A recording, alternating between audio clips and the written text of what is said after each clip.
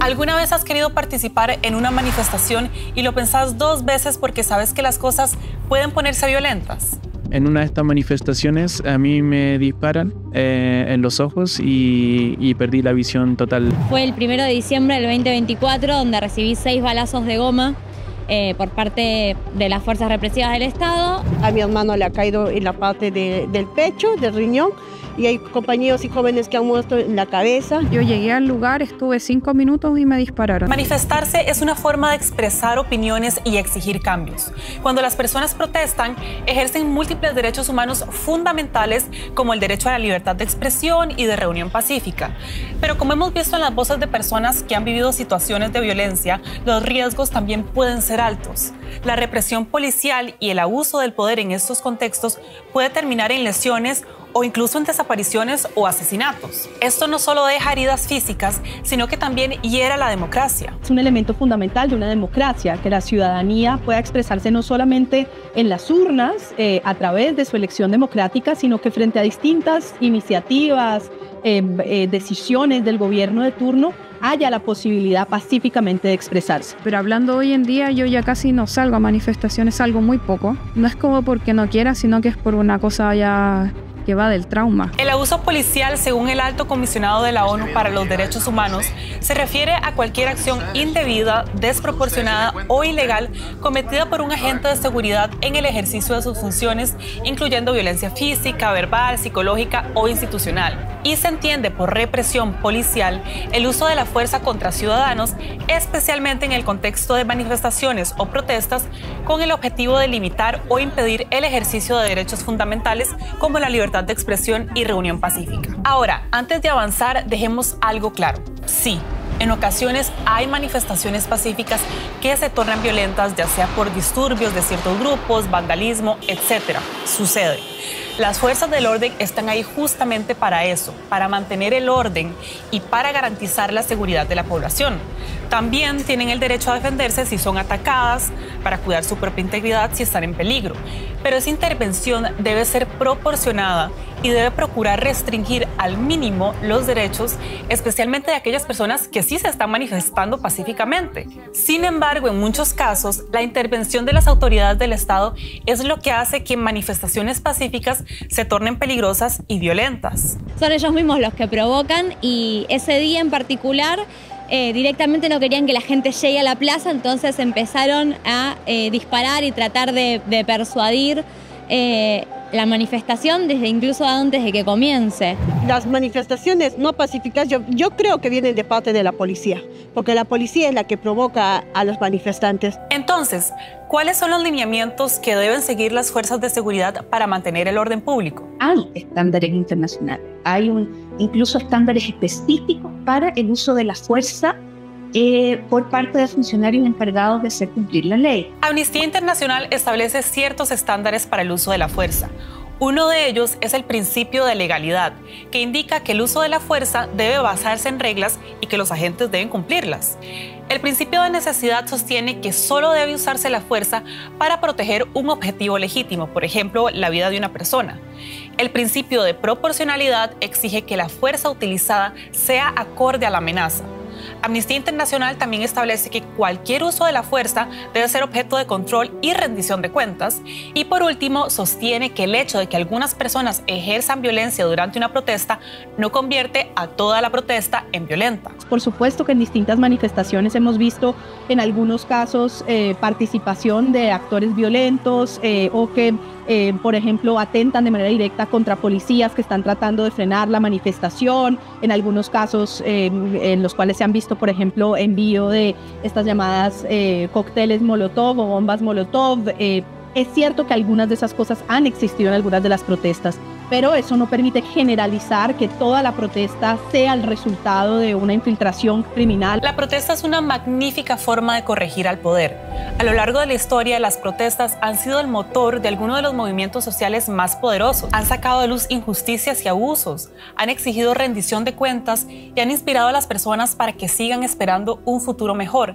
Sin embargo, a menudo los gobiernos y otros actores con poder encuentran nuevas formas de reprimir las protestas y silenciar las voces voces críticas. En América Latina, en los últimos años se han visto duras represiones y enfrentamientos de manifestantes con las fuerzas a cargo de hacer cumplir la ley. Con los datos disponibles es difícil presentar un ranking mundial consolidado que clasifique a los países según los niveles de represión durante manifestaciones, pero sí podemos ver que en los últimos años varios países latinoamericanos han pasado por levantamientos sociales en los que los enfrentamientos con las fuerzas de la ley se han tornado tan violentos que han dejado víctimas mortales. Ojo, estos no son los únicos casos de manifestaciones reprimidas en la región, es solamente una selección. En abril de 2018, las protestas antigubernamentales en Nicaragua dejaron a más de 300 personas fallecidas, la mayoría a manos de agentes del Estado. En Chile, durante el estallido social de 2019, se registraron 359 casos de traumas oculares entre los manifestantes. Los venezolanos también se han visto fuertemente reprimidos por las protestas a raíz de la crisis sociopolítica, especialmente entre 2020 y 2024. Cuba en 2021 se enfrentó a una fuerte represión durante las protestas desatadas por la crisis política, sanitaria y alimentaria. A finales de 2022, Perú vivió un estallido social tras la destitución del expresidente Pedro Castillo y la proclamación de la actual presidenta Dina Boluarte como su sucesora sin elecciones. Y muy recientemente también está el caso de Argentina durante las protestas por el ajuste económico del presidente Javier Milei. Bueno, las lesiones que sufrimos cuando nos movilizamos son sobre todo por el gas pimienta y el gas lacrimógeno, incluso muchas veces palos por parte de la Policía Federal y la Gendarmería. En esas manifestaciones la policía nos ha golpeado, nos ha reprimido y nos han insultado. En la noticia cada cada 2 días salían heridos por perdigones, heridos con globos oculares reventados, en distintos contextos, ya sea en marchas propiamente tal que se tornaron violentas, como en simples cacerolazos totalmente pacíficos en los que literalmente habían señoras que perdían ojos, que salían heridas simplemente por salir a la calle a expresarse. En algunos casos, ese abuso de la fuerza policial logra sus objetivos. Y eso es lo que lamentablemente vemos que ha ocurrido en gobiernos que van más allá en cuanto a prácticas autoritarias, como en Nicaragua o en Cuba, que las protestas van disminuyendo. Y no porque la gente esté feliz, sino porque sencillamente el costo es demasiado alto, o porque quienes estaban haciendo esa resistencia más fuerte han tenido que irse al país. Entonces, lamentable, es una consecuencia de medio y largo plazo que es muy grave. Entonces, tanto en regímenes autoritarios como Nicaragua, Cuba o Venezuela, hasta en países con estándares democráticos como Chile, el aumento del uso indebido de la fuerza policial en las protestas hace que cada vez sea más difícil sentirnos seguros cuando hacemos oír nuestra voz. Veamos puntualmente cómo es que la policía abusa de su poder, qué puede y qué no puede hacer. ¿Te parece que la respuesta de la policía en estos videos es necesaria? Una advertencia aquí, las siguientes imágenes pueden ser fuertes.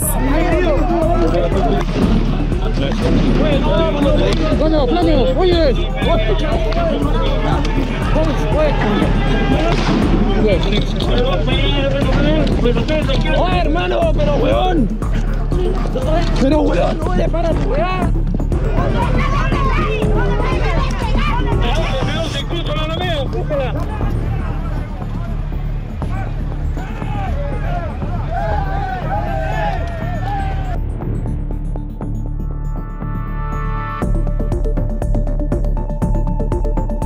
Recordemos, los funcionarios responsables de hacer cumplir la ley deben hacer uso de la fuerza solo cuando sea estrictamente necesario y de forma proporcional a la amenaza a la que se enfrentan.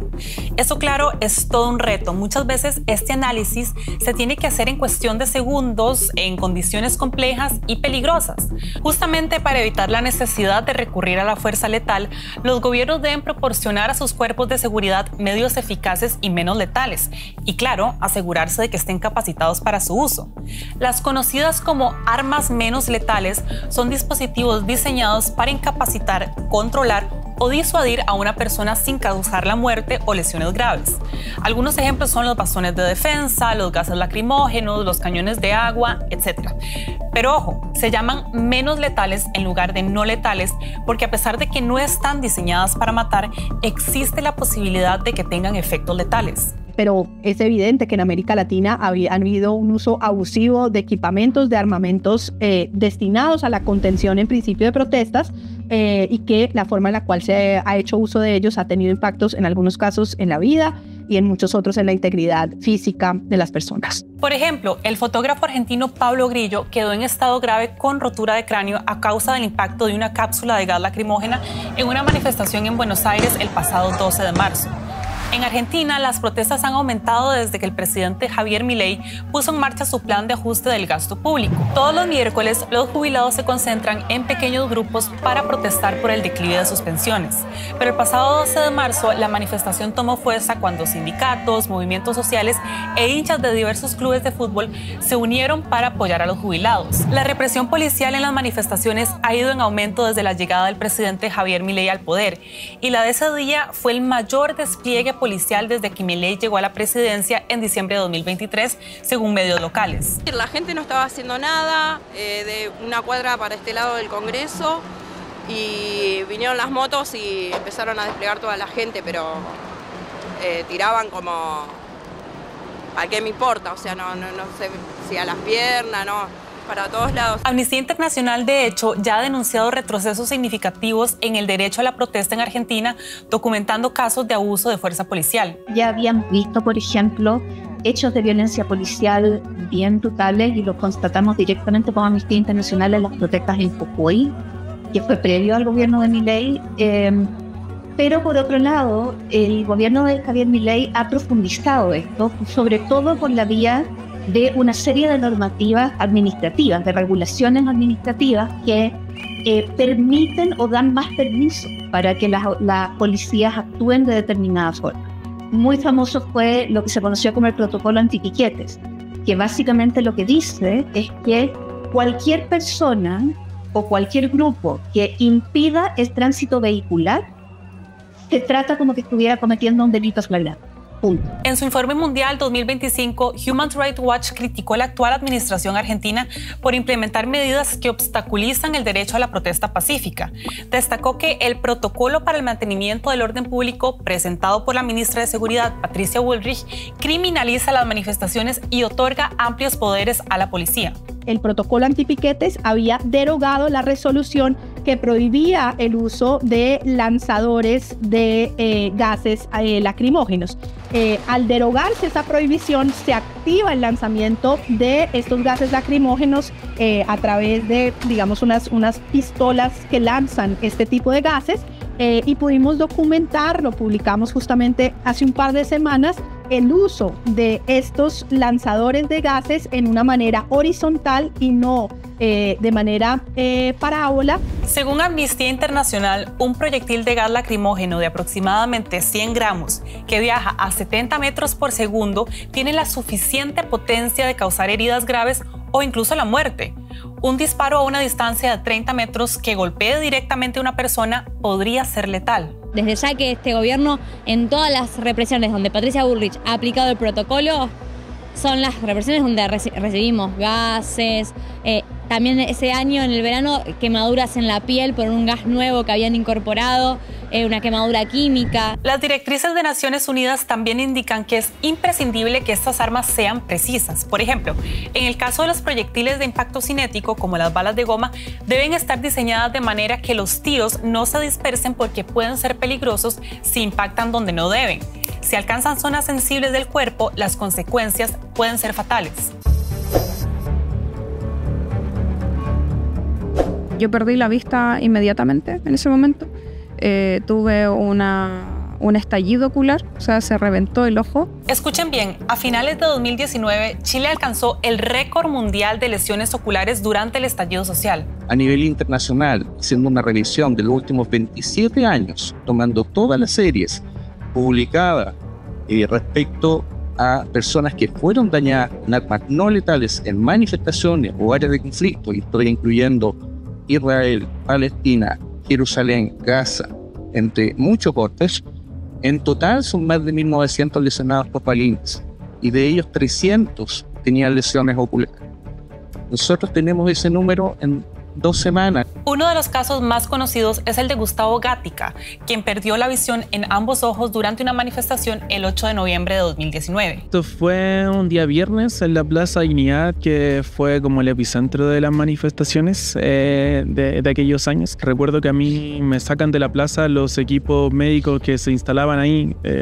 Era tal la represión que habían equipos de salud en diferentes lugares de la plaza, imagínate. Entonces me sacó un equipo médico y ahí me tomó una ambulancia que me lleva a una clínica y ahí estuve cerca de 3 semanas hospitalizado. Según números del Instituto Nacional de Derechos Humanos en Chile, en un informe de diciembre de 2019, hubo un total de 359 casos de heridas oculares, de las cuales 336 fueron lesiones o traumas y 23 resultaron en un estallido o pérdida ocular. Lo que comenzó con protestas a raíz de la subida de la tarifa del transporte público en la región metropolitana de Chile, detonó una ola de manifestaciones que se fue propagando rápidamente por casi todo el país. Hoy ese periodo se conoce como el estallido social de Chile. Ante la magnitud de las manifestaciones, el entonces presidente Sebastián Piñera entregó el control de la capital y de varias regiones al ejército, decretó un toque de queda y ordenó el despliegue de 20.000 carabineros. Estamos en guerra contra un enemigo poderoso, implacable, que no respeta a nada ni a nadie, que está dispuesto a usar la violencia y la delincuencia sin ningún límite. Un informe de Human Rights Watch habla de pruebas consistentes de que el cuerpo policial de carabineros utilizó la fuerza de manera excesiva en respuesta a las protestas, hirió a miles de personas con independencia de si habían participado en hechos violentos o no. Había un contexto donde se te dificultaba llegar a las manifestaciones, como si el gobierno no quisiera que nosotros nos juntáramos a manifestarnos. En este mismo contexto donde la policía reprimía, también manifestantes intentaban dispersar a los carabineros, a la policía, ¿cachai? Entonces ahí se generaban ciertos conflictos. Según el Instituto Nacional de Derechos Humanos, entre el 19 de octubre y el 20 de diciembre de 2019 se registraron, escuchen bien, un total de 3.557 personas heridas en los hospitales por motivo de las manifestaciones. De ellas, unas 1.605 fueron heridas por perdigones, 223 por bombas y gas lacrimógeno y 185 por balines. Eso sí, el reporte de Human Rights Watch también señala que, si bien la mayoría de los manifestantes actuaron de manera pacífica, hubo grupos vandálicos que cometieron delitos como ataques a carabineros, ataques a comisarías con piedras y bombas molotov, saqueos, etc. Entonces, ¿cómo se afrontan las manifestaciones en estos casos? El actuar de la policía, el actuar de las autoridades debiera ser diferenciado. Debiera ir a contener esos hechos de violencia. Ahí, de hecho, podría haber un uso legítimo de las fuerzas si es necesario para detener esos hechos de violencia y poder aprehender, poder tomar detenidas a las personas que están cometiendo esos delitos. Pero, a la vez, proteger a las personas que se están manifestando pacíficamente. Creo que es como lo más recurrente, que el lanzamiento de objetos contundentes y o incendiarios. Obviamente me parece mal. Obviamente, tanto como uno como manifestante pide la protección y el respeto para manifestarse de forma legal. El abuso de poder por parte de las fuerzas policiales en América Latina no solo se manifiesta en la violencia durante las manifestaciones, sino también en la falta de justicia para las víctimas. Ya hemos visto cómo videos, testimonios y reportes de organismos tanto nacionales como internacionales documentan los casos de abuso de la fuerza policial. No es ningún secreto. Sin embargo, la mayoría de veces no se lleva a cabo ninguna investigación ni proceso legal por estas agresiones. Diría que me atrevería a decir que en prácticamente todos los casos, la mayoría de los casos quedan en el mismo ejemplo chileno. El porcentaje de casos en los que ha habido efectivamente un juicio y una condena es el mínimo. No son, o sea, hay un registro de, digamos, 10.500 casos de violencia policial y no ha habido mucho más de 50 condenas. En el caso que les contaba de Gustavo Gatica, tuvieron que pasar 5 años para que el juicio pudiera empezar. Pasaron algunos días desde el disparo hasta que hicimos la denuncia. En ese momento no se sabía quién había sido el autor de los disparos. Ha sido una investigación lenta, una investigación compleja sobre todo porque no se contó en ningún momento con el interés de cooperar desde la policía. Y ahora ya, bueno, empezó el juicio hace algunos meses y y estamos en eso. Y bueno, eso en el caso de las personas que se atreven a denunciar. Por la misma represión, algunas víctimas prefieren quedarse calladas. Hay un profundo miedo y eso básicamente tiene que ver con un poco la convicción de que el Estado no les va a proteger y que no hay mecanismos suficientes de protección de víctimas y testigos en la región para garantizar que si denuncian, más aún si testifican en un juicio, no van a tener consecuencias en contra de su vida y su integridad personal. Aquí surge una pregunta muy importante. ¿Recae la responsabilidad solo en los policías que abusan de su poder en situaciones concretas? No hay responsabilidad solamente de los autores materiales, de quienes efectivamente dispararon, golpearon o gasearon, sino también hay responsabilidad de mando. Y esa omisión de efectivamente impedir las violaciones de derechos humanos del que tenían conocimiento implica que ellos también tendrían responsabilidad, incluso criminal, por lo que había estado ocurriendo y que eso es algo que se debería investigar. En Perú, el uso ilegítimo de la fuerza por parte de la policía y el ejército durante 3 meses de protesta tras la destitución del expresidente Pedro Castillo a finales de 2022 dejó un saldo de al menos 50 víctimas mortales y más de 1.000 personas heridas. Según confirma Amnistía, ninguno de los mandos militares o policiales que estuvieron a cargo de la estrategia y los operativos durante las manifestaciones fue sancionado. Todos permanecieron en sus puestos durante el periodo de la crisis social o incluso fueron ascendidos. Justamente el gobierno de Dina Boluarte les da muchas armas, les sigue dando herramientas, los sigue como que ellos alabando, ¿no? Que están haciendo una buena labor asesinando, buena labor hiriendo. El informe ¿Quién disparó la orden de Amnistía Internacional? Considera que una serie de acciones y omisiones desde las más altas esferas del Estado peruano, incluida la presidenta Dina Boluarte, tuvieron consecuencias letales durante las protestas. Como jefa suprema de las Fuerzas Armadas y de la Policía Nacional, según la Constitución de Perú, la presidenta tenía la posibilidad de encauzar las acciones de los ministros de Defensa e Interior, quienes, por su parte, son responsables de las fuerzas de seguridad. Y hay jurisprudencia que permitiría investigar la responsabilidad incluso penal de la presidenta Dina Boluarte en cuanto a lo que en Perú se le ha llamado la autoría mediata, que es como la autora intelectual de los delitos que se cometieron. Ella asistió a al menos 29 reuniones con sus ministros en las cuales ella estuvo al tanto de las muertes, en las cuales ella estuvo al tanto de que se estaba enviando una fuerza de élite de combate a las regiones, que existieron órdenes verbales del ejército para disparar balas, no solamente como en el caso de Chile, por ejemplo, perdigones, sino balas. Sin embargo, recordemos que los funcionarios públicos de alto rango suelen tener inmunidad. Para que puedan ser investigados, primeramente debe levantarse la inmunidad, un proceso que toma tiempo. Si no se hace este proceso de levantamiento de la inmunidad ante el Parlamento, no se podría investigar estos casos. Silenciados en las protestas o ante la justicia, esa es la realidad de muchas víctimas de abuso policial. Veamos qué tiene que cambiar. Cuando un grupo de personas protesta, generalmente es porque quieren que el Estado escuche sus opiniones y preocupaciones, porque quieren que haya diálogo. Pero en vez de sentarse a hablar, en ocasiones los gobiernos hacen lo contrario. Normalmente son asuntos muy básicos, derechos sociales básicos, derecho a una pensión digna, derecho a la salud, derecho el protestar en contra de actos de corrupción en el gobierno. Son asuntos muy, muy básicos que en lugar de atenderse, lo que se hace es estas estrategias de estigmatización y criminalización. En todo conflicto, el diálogo siempre es clave.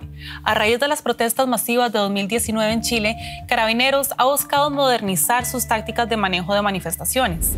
En 2023, por ejemplo, se estableció un convenio con la policía alemana para incorporar técnicas y tácticas avanzadas, incluyendo la introducción de los llamados agentes de diálogo. Era una figura que no teníamos considerada en nuestras operaciones y que son muy importantes en la fase preliminar, ¿cierto?, a estos eventos. Para dejarlo claro, en Alemania también hay casos de excesos policiales en protestas.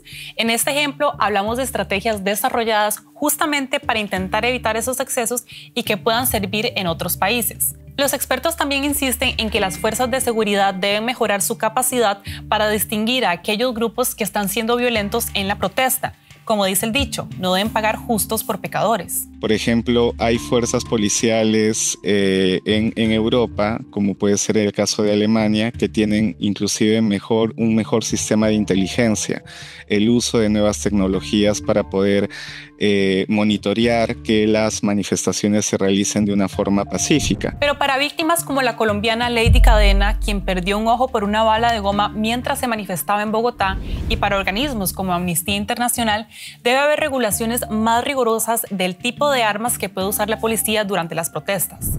Todas las personas debemos tener libertad para protestar pacíficamente y sin miedo. Protestar de manera pacífica y legal nunca debería costarte un ojo, mucho menos la vida. Todo lo contrario, debería ser un acto que celebre nuestros derechos humanos más fundamentales, y los estados tienen el deber de respetar, facilitar y proteger este derecho. Cuéntenme, ¿alguna vez han sido reprimidos al manifestarse de manera legal? ¿Cómo reacciona la policía en sus países cuando las protestas se tornan violentas? Los leo siempre en los comentarios. No olviden suscribirse a nuestro canal de YouTube @DW Cómo Te Afecta. Nos vemos la próxima. Chao.